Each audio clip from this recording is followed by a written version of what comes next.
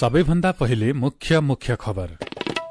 मतदाता नामावली सच्याउन र मतदान स्थल सार्न अनलाइनबाटै निवेदन दिन सकिने मतदाता नामावलीलाई अझ शुद्ध, विश्वसनीय र त्रुटिरहित बनाउन आयोगको अपील। रतुवा केशलिया सड़कको ठेक्का तोडियो, 15 दिनभित्र कार्यालयमा उपस्थित हुन निर्माण व्यवसायीलाई अनुरोध। सुनको भाव आज 1000 रुपियाँले घट्यो, तोलाको 2,51,900 रुपियाँमा कारोबार। थाइल्याण्ड र कम्बोडिया सीमामा गोलाबारी, 7 जनाको ज्यान गयो, हजारौं नागर विस्थापित। र एनपीएल क्रिकेटको फाइनलमा पुग्न पहिलो क्वालिफायरमा आज सुदूरपश्चिम र विराटनगर खेल्दै। नेपाल खबरमा अब पूरा खबर। निर्वाचन आयोगले मतदाता नामावलीमा भएका त्रुटि सच्याउन र एउटै वडा भित्र मतदान स्थल परिवर्तन गर्नका लागि मंसिर 26 गते शुक्रबारसम्मको समय सीमा तोकेको छ। आयोगले दावी विरोध प्रयोजनका लागि मतदाता नामावली सार्वजनिक गर्दै अनलाइनबाट निवेदन दिन सकिने जनाएको छ।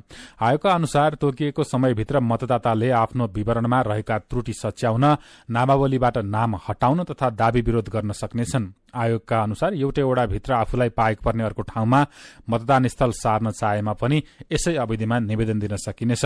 कसैले झुटो विवरणका आधारमा नाम दर्ता गराएमा विरोधमा उजुरी दिन सकिनेछ। एउटै व्यक्तिको नाम एकभन्दा धेरै ठाउँमा परेमा एक ठाउँमा मात्र राख्न आयोगको अनुरोध छ। सरकारले हुलाकी राजमार्ग अन्तर्गत मोरङको रतुवा केशलिया 6 किलोमिटर सड़क खण्ड निर्माणको ठेक्का तोडेको छ। हुलाकी राजमार्ग निर्देशनालय अन्तर्गत योजना कार्यालय इटहरीले आज सड़क निर्माणका लागि श्रेष्ठ कन्स्ट्रक्सन कम्पनी प्राली हेटौँडासँगको ठेक्का सम्झौता अन्त्य गरेको जनाएको छ। सड़क स्तरोन्नति 3 वर्ष अघि सम्पन्न गर्ने गरी कम्पनीसँग 2076 कार्तिक 23 मा 83 करोड़ 79 लाख रुपियाँमा ठेक्का सम्झौता भएको थियो।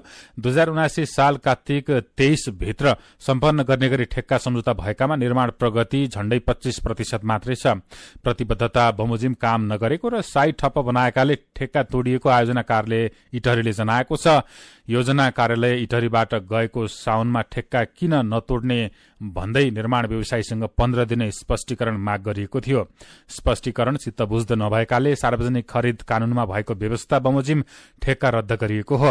अहिलेसम्मको काम र बाँकी कामको नापजाँच मूल्याङ्कन गरी वित्तीय फारम सहित 15 दिनभित्र कार्यालयमा उपस्थित हुन निर्माण व्यवसायीलाई अनुरोध समेत गरिएको छ।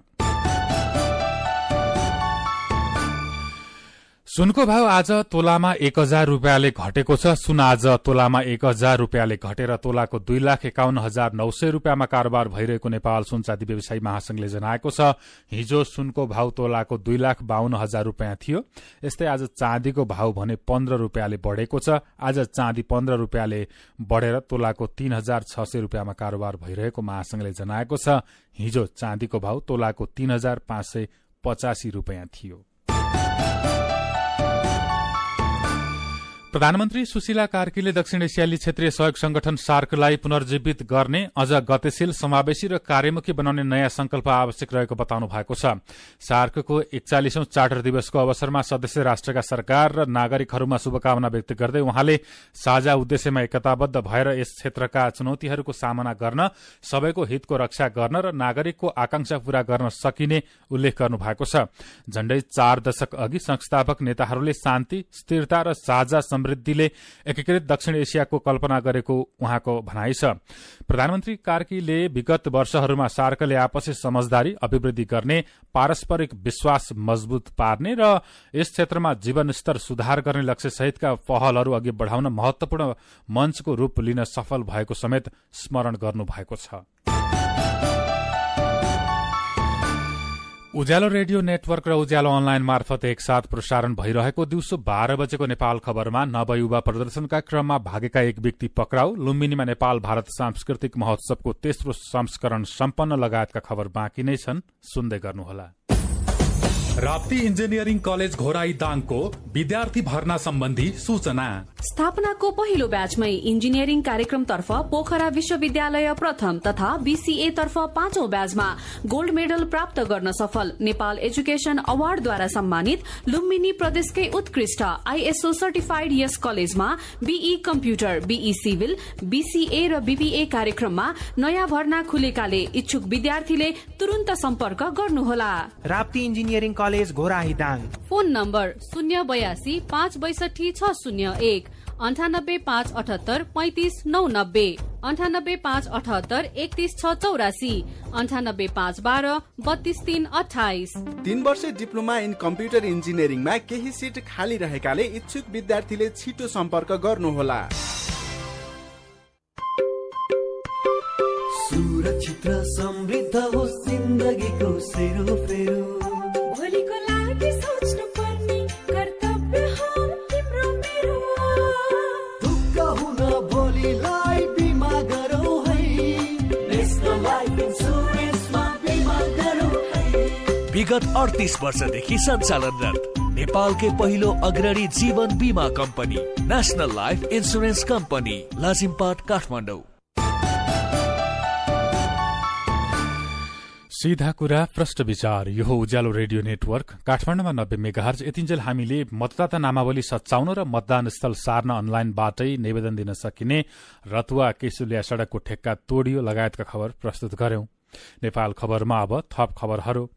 नवयुवा प्रदर्शनका क्रममा केन्द्रीय कारागार सुन्धाराबाट भागेका एकजना व्यक्ति हिजो पक्राउ परेका छन्। वन्यजन्तु अखटे पहाड़ तस्करीमा दोषी ठहर भई कारागारमा सजाय भुक्तान गर्दै आएका भदौ 24 गते भागेका ती व्यक्तिलाई प्रहरीले पक्राउ गरेको हो। पक्राउ पर्नेमा गोर्खाको सिरान्चो गाउँपालिका 8 घर भई अहिले काठमाडौँको मनबैजु बस्ने 22 वर्षका सबिन गुरूङ रहेका छन्। विशेष सूचनाका आधारमा प्रहरीको केन्द्रीय अनुसन्धान ब्यूरो सीआईबीको टोलीले तारकेश्वर नगरपालिकाको मनबैजुबाट पक्राउ गरेको सीआईबीका प्रवक्ता प्रहरी वरिष्ठ उपरीक्षक शिवकुमार श्रेष्ठले जानकारी दिनुभयो। गुरूङ विरूद्धको मुद्दामा काठमाडौँ जिल्ला अदालतको 2081 भदौ 28 गतेको फैसलाले 6 वर्ष कैद सजाय तोकेको थियो। उनलाई कैद भुक्तानीका लागि केन्द्रीय कारागार कार्यालय पठाइएको प्रवक्ता श्रेष्ठले बताउनुभयो। म्याग्दी, कास्की र पर्वत जोड्ने नयाँ वैकल्पिक पदमार्ग सञ्चालन भएको छ। पदमार्गले कास्की र म्याग्दीको अन्नपूर्ण तथा पर्वतको मोदी गाउँपालिकामा रहेका पर्यटकीय स्थललाई समेटेको छ। कास्कीको उल्लेरी, म्याग्दीको मोहरे डाँडा, पुनहिल, घोडेपानी, स्वात, खोपरा, खायर, बाराही ताल, बयली, मुल्डे भ्यू पोइन्ट लगायत पदमार्ग सञ्चालनमा आएका छन्। 10 देखि 15 दिनमा यात्रा पूरा गर्न सकिने पदमार्गलाई सड़कले असर नगरेको पदयात्रीहरूको भनाइ छ। उच्च पहाड़ी र हिमाली क्षेत्रको भूगोलमा हिम श्रृंखला, सूर्योदय, वनजंगल, पंक्षी, भेडा चौरीको घुम्ती गोठ, वन्यजन्तुको अवलोकन गर्दै यात्रा गर्न पाइने भएकाले प्रदर्शकहरू खुशी भएका छन्। ग्रामीण जीवनशैली, शान्त र एकान्त वातावरण यो पदमार्गको आकर्षण बनेको छ। सड़कलाई छलेर विशुद्ध पद यात्रा गर्न र प्रकृतिसँग रमाउन पाइने भएकाले पर्यटकको रोजाइमा यो पदमार्ग पर्ने गरेको छ। लुम्बिनीमा नेपाल भारत सांस्कृतिक महोत्सवको तेस्रो संस्करण सम्पन्न भएको छ। नेपालमा रहेको भारतीय दूतावासले लुम्बिनी विकास कोष र लुम्बिनी बौद्ध विश्वविद्यालय संघको सहकार्यमा आयोजना गरेको कार्यक्रममा बौद्ध धर्म र दुई देशको साझा सांस्कृतिक सम्पदामा केन्द्रित कार्यक्रमहरू भएका छन्।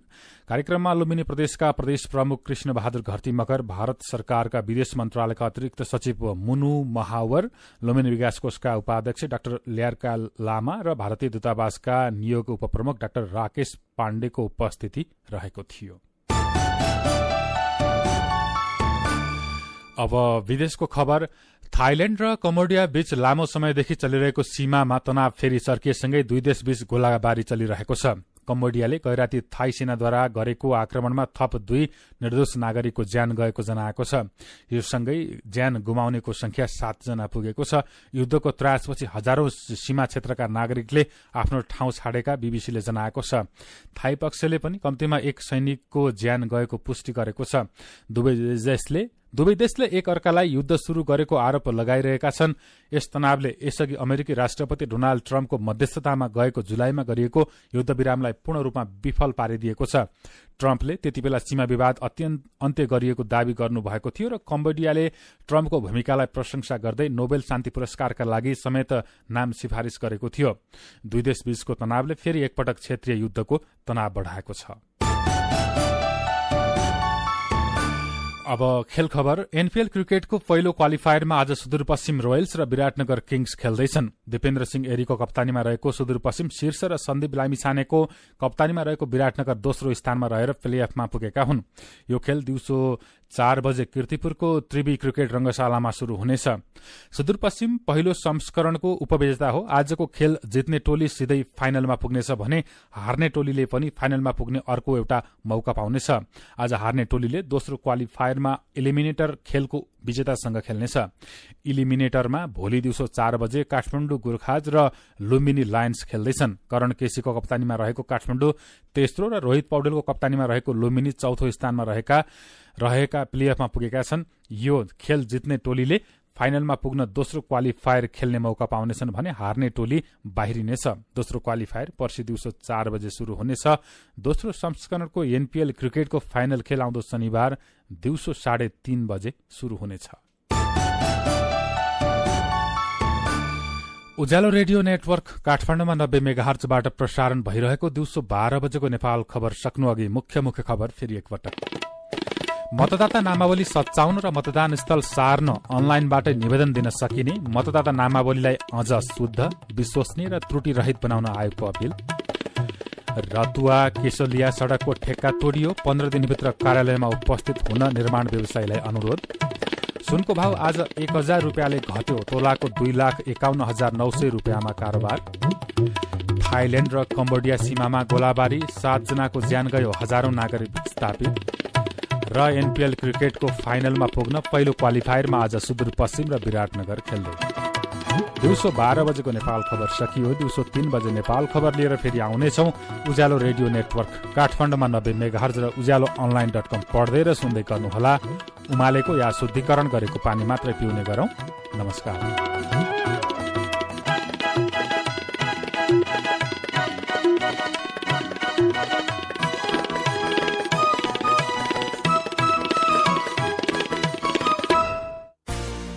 नाक, कान र घाँटी उपचारका लागि अन्तर्राष्ट्रिय स्तरको